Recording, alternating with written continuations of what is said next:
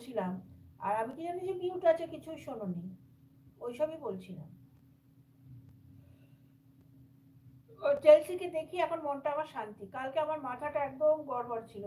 ওরকম ঠিকই হচ্ছে না, এতদিন ধরে ঠিকই হচ্ছে না। ডাক্তারকে ফোন করে করে ওষুধ দিচ্ছি। তো যাই হোক, এবার আজকে দেখিয়ে এলাম, 10 দিনের ওষুধ দিয়েছে, দেখি কি হয়।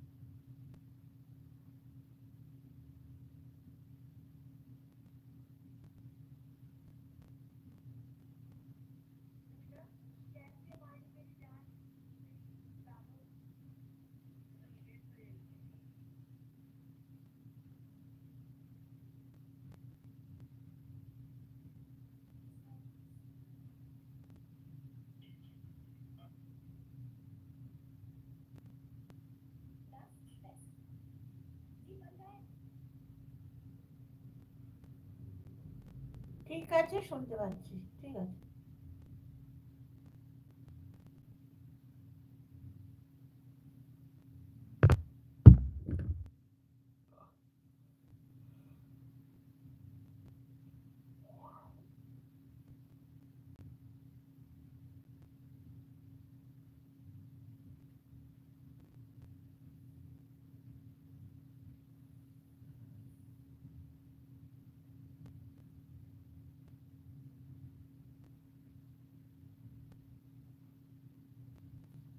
করছে তো, আমি দেখছি তো।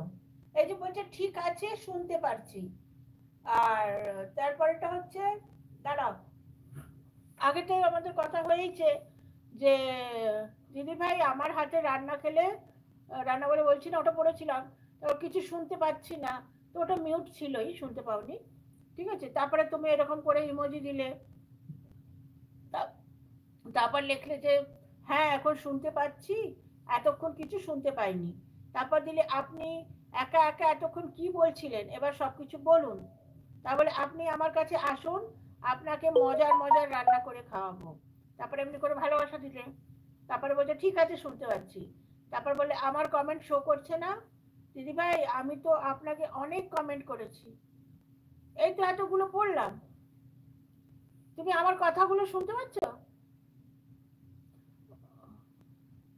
এই তো এতগুলো কমেন্ট করলাম, 1 2 3 4 5 6 7 8 9 10 11 12টা, 12টা কমেন্ট করেছি।